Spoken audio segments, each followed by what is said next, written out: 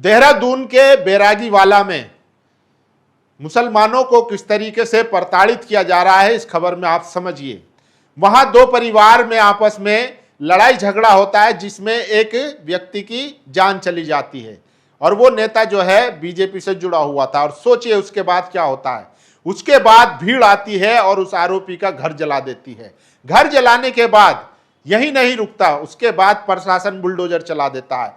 यही इनका जो है दिल नहीं भरता। ये भीड़ सड़कों पर निकलकर मुसलमानों के नरसंहार की बात करती है, गालियां देती है और पुलिस सामने तमाशाई बनकर देखती रहती है। सोचिए, इतना ही नहीं, अब तो यहां तक कहा जा रहा है कि इनके मुस्लिम महिलाओं के पेट में जो बच्चे हैं उनको भी निकाल के मारना पड़ेगा। सोचिए, ये हिंदू रक्षा दल उत्तराखंड के अध्यक्ष हैं। ये खोड़ा में भी जाके इसी तरीके से बयानबाजी करते हैं, ये देहरादून में भी इसी तरीके से बयानबाजी करते हैं। इनकी स्पीच इतनी हेटफुल है कि हम आपको सुना भी नहीं सकते। सोचिए, जो व्यक्ति इस तरीके की सोच रखता हो एक मुस्लिम समुदाय के खिलाफ, सोचिए महिलाओं के पेट में बच्चे। और ये लोग सिर्फ कह नहीं रहे हैं। गुजरात दंगों में आपने देखा, एक आरोपी था, सजा याफ्ता था, जिसका स्टिंग ऑपरेशन हुआ था। उसने बाकायदा कबूल किया था कैमरे पर कि हमने एक प्रेग्नेंट महिला का पेट चीर कर उसके बच्चे को तलवार की नोक पर हमने ले रहा था, उछाला था। सोचिए, तो आरएसएस और बीजेपी की और इससे जुड़े तथाकथित धर्मरक्षक संगठनों की जो विचारधारा है वो कितनी खतरनाक है। ये किसी आतंकवादी से कम नहीं है। सोचिए, जो पेट में बच्चा है उसकी क्या गलती, लेकिन नफरत में इतने अंधे हो चुके हैं कि क्या कहें। और ये खुलेआम इस तरीके के बयान दिए जाते हैं, लोगों को भड़काया जाता है, उकसाया जाता है। और सोचिए, इसका असर भी होता है। भीड़ जाती है मोहल्लों में और मुस्लिम मोहल्लों पर हमले करती है।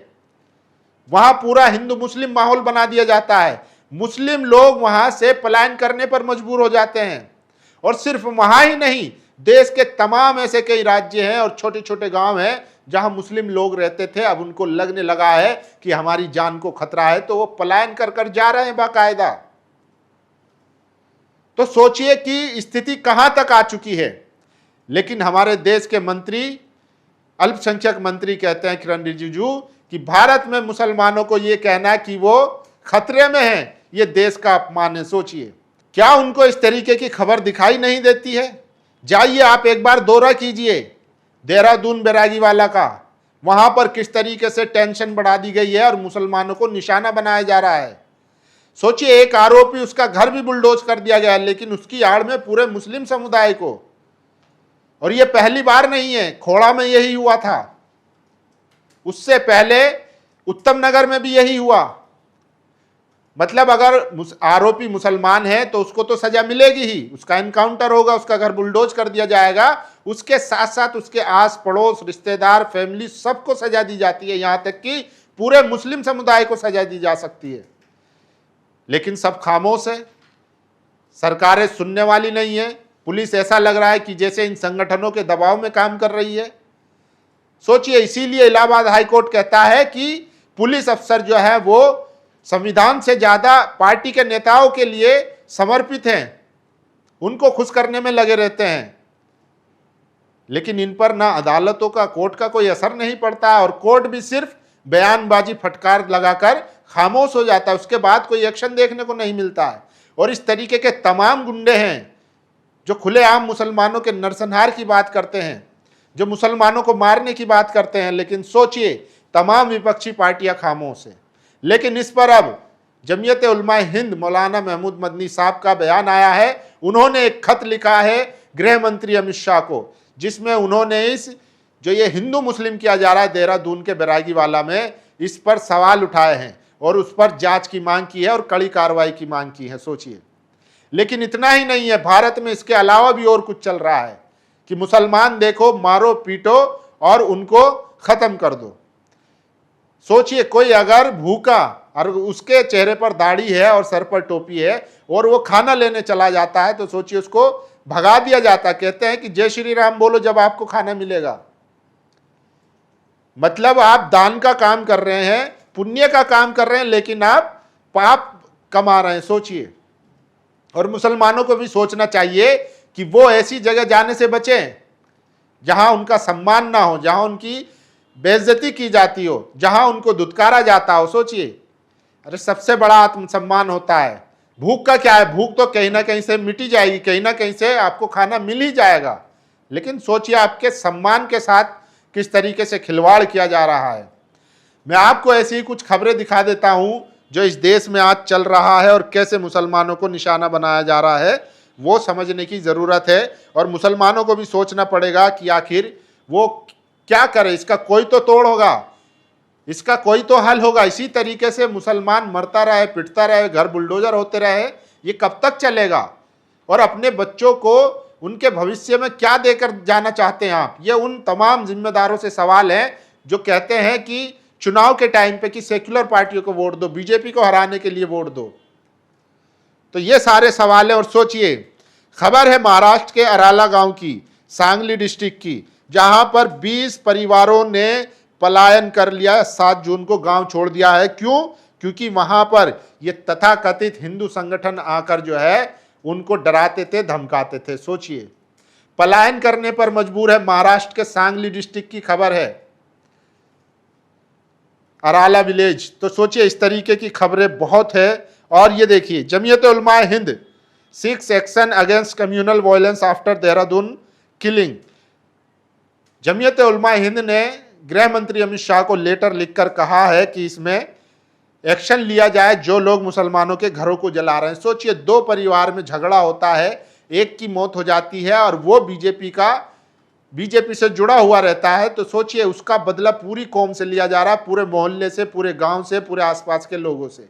और सोचिए, एमआईएम के नेता ने जवाब दिया, एमआईएम जिला अध्यक्ष ने दिया विवादित बयान। इनका बयान विवादित हो गया। कुछ लोग मुस्लिम पर्व पर कुत्तों की तरह भौंकने लगते हैं। हम लोग सभी के त्योहारों का सम्मान करते हैं।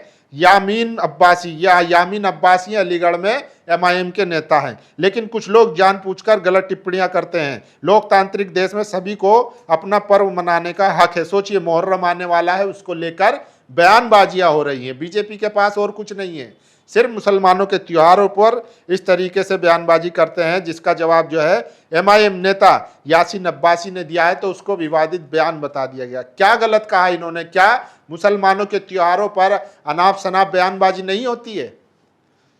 अब इनके खिलाफ भी कार्रवाई हो सकती है। और सोचिए, विश्व हिंदू परिषद और बजरंग दल त्रिशूल की पूजा कर रही है, खुलेआम शस्त्रों की। और अगर कर्नाटक के गृह मंत्री इन जैसे संगठनों से, आरएसएस जैसे संगठनों से उनके कागज मांग ले तो लोगों के पेट में दर्द होने लगता है। सोचिए, ये हथियार कहां से आ रहे हैं, इनकी फंडिंग कहां से हो रही है, देश को ये पता होना चाहिए। और इसी को लेकर अगर प्रियांक खड़गे ने कागज मांग लिया है तो बवाल हो गया। सोचिए। और ये देखिए, उत्तराखंड एक हिंदुत्ववादी नेता की मौत के बाद हिंदू दल के समर्थकों द्वारा एक मस्जिद पर पथराव। देहरादून के बैरागीवाला में 13 जून को कथित तौर पर खेती के लिए पानी को लेकर 2 गुटों के बीच हुई हिंसक झड़प में एक हिंदूवादी नेता की मौत हो गई, जो कथित तौर पर एक हिंदूवादी दल से जुड़े थे। उनकी मौत के बाद हिंदूवादी समर्थकों ने एक मस्जिद पर पथराव किया और मुसलमानों के खिलाफ अपमानजनक धमकियों वाले नारे लगाए।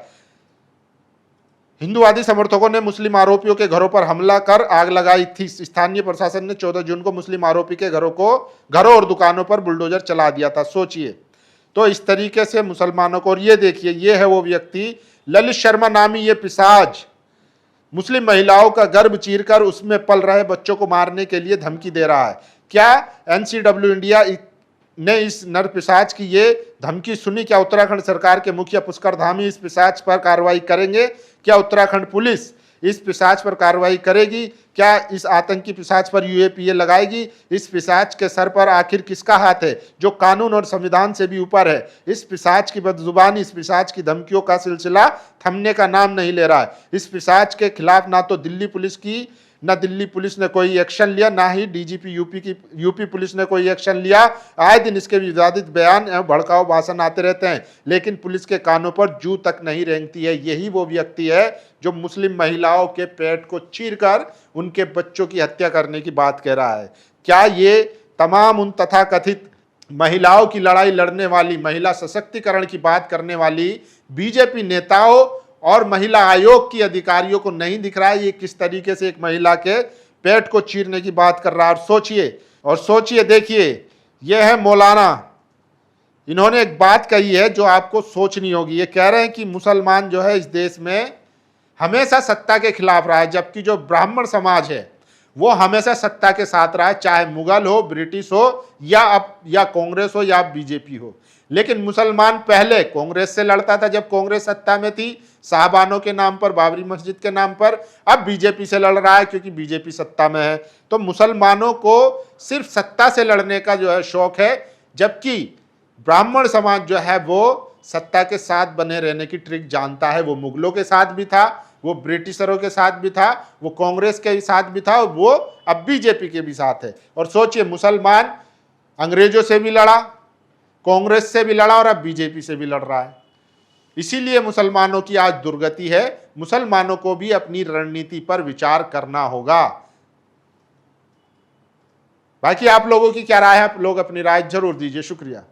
नेशनल दस्तक की आपसे गुजारिश है कि अगर इसको बचाना चाहते हैं तो नेशनल दस्तक को सब्सक्राइब करने के लिए रेड कलर के सब्सक्राइब बटन को दबाएं, फिर बेल आइकन की घंटी दबाएं। नेशनल दस्तक को बचाने के लिए बहुत जरूरी है कि हर खबर को शेयर करें, लाइक करें, कमेंट जरूर करें।